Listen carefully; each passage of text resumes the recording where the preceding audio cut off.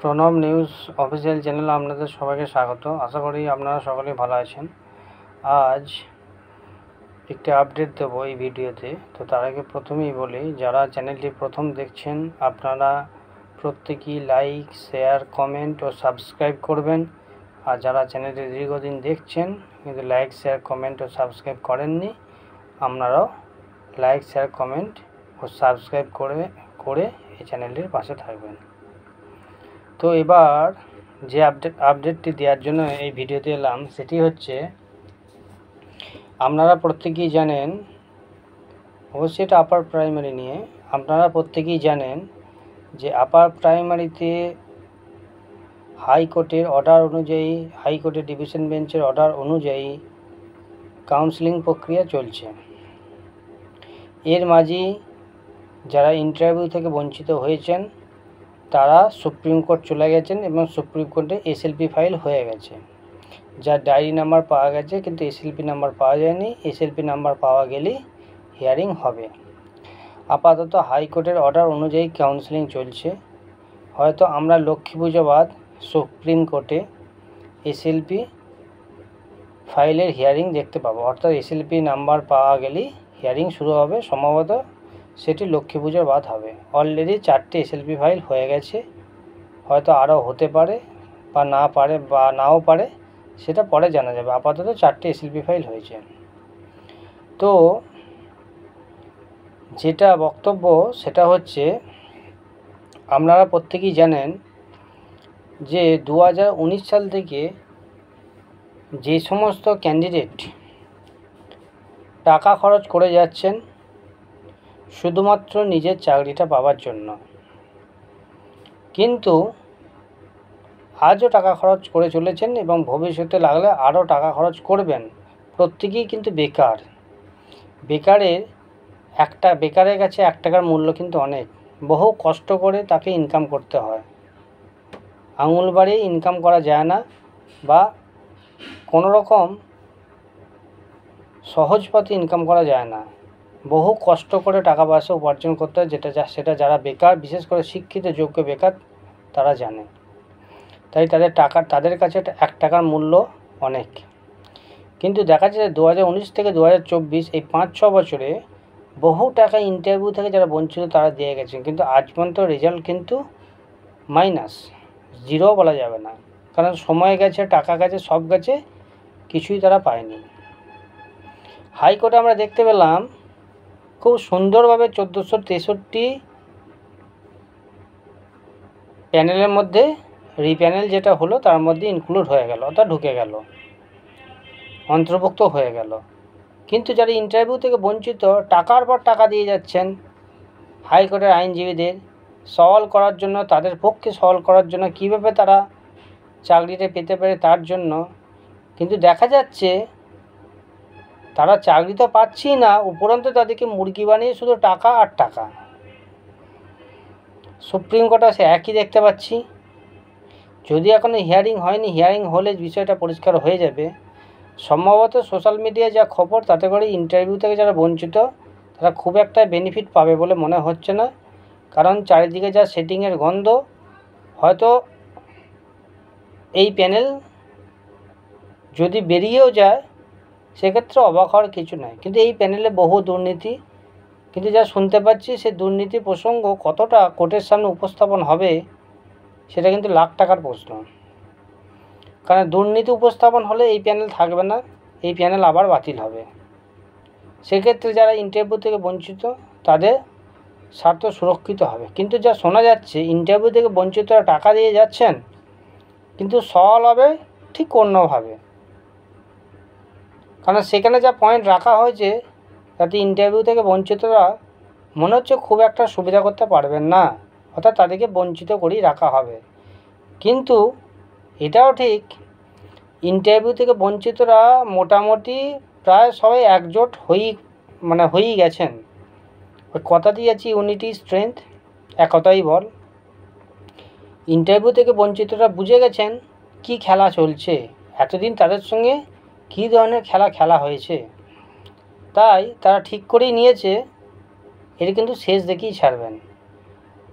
হয় দুর্নীতিকে সামনে রেখে দুর্নীতির বিপক্ষে লড়াই করে দুর্নীতিকে সামনে এনে কোর্টের সামনে উপস্থাপন করা হোক, যাতে দুর্নীতিযুক্ত প্যানেলে যা আছে সেগুলো কোর্টের সামনে উপস্থাপন করা হোক। তারপর কোর্ট যেটা ডিসিশন নেবে সেটা সবাই মেনে নেবে সুপ্রিম কোর্টে।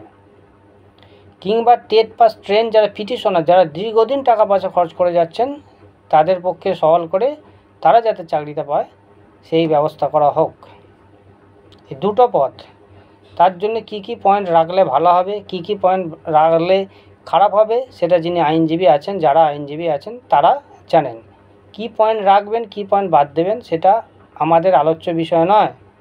যে পয়েন্ট রাখলে টেট পাস ট্রেন পিটিশনার তাদের সুবিধা হবে, তারা চাকরি পাবে, সেই ব্যবস্থা আইনজীবীদের করতে হবে। কারণ টাকাটা তারাই দেন, বহু টাকা তারা দিয়েছেন, সংখ্যাটা আর বলছি না, সেটা আপনারা জানেন। বহু টাকা খরচা করেছেন কিন্তু কোনো রেজাল্ট তারা পাননি।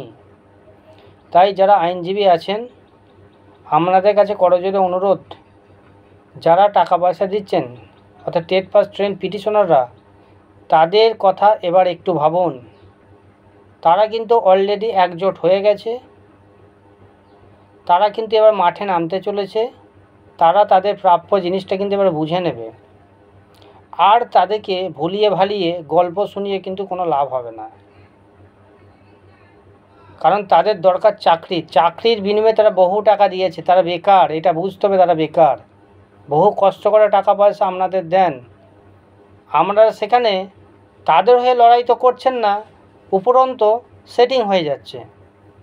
তাই ইন্টারভিউ থেকে বঞ্চিতরা মোটামুটি একজোট হয়েই গেছে। আর দেখতে পাবেন কয়েকদিনের মধ্যে তারা হয়তো মাঠেও নামবে। মাঠে নামলে এর ফল কিন্তু খুব একটা ভালো হবে বলে মনে হয় না। তাই যে সমস্ত আইনজীবী আছেন আপনারা দয়া করে ইন্টারভিউ থেকে যারা বঞ্চিত, টেট পাস ট্রেন পিটিশনার, তাদের হয়েই সওয়াল করুন। যারা বাড়িতে বসে মজা দেখছেন, বাড়িতে বসে ঘুমোচ্ছেন, তাদের হয়ে সওয়াল করার কোনো দরকার নেই। কারণ চাকরিটা হয়তো তাদের লাগবে না, কারণ তাদের যদি লাগতো তারা কোর্টের দ্বারস্থ হয়ে নিজের চাকরিটা বুঝে নিত। তাই যারা লড়াইয়ের ময়দানে আছে তাদের হয়ে লড়াইটা করুন। আর যে সমস্ত ইন্টারভিউ বঞ্চিত পিটিশনার আছেন, টেট পাস ট্রেন পিটিশনার আছেন, আপনারা অহেতু টাকা পয়সার খরচ করবেন না। আপনারা আগে দেখুন কি রেজাল্ট হয়, হিয়ারিং কোন পথে এগুচ্ছে, কোন দিকে যাচ্ছে, দেখে তবেই টাকা পয়সা খরচ করবেন। কারণ আমাদের কাছে টাকার মূল্য অনেক। অহেতু টাকা পয়সা খরচ করবেন না। আর না দেখে শুনে না বুঝে অহেতু কাউকে বিশ্বাস করবেন না। কারণ যাকে বিশ্বাস করবেন সেই কিন্তু ঠকাবে। কারণ এখনকার বিশ্বাসের জায়গাটা খুবই ঠুনকো।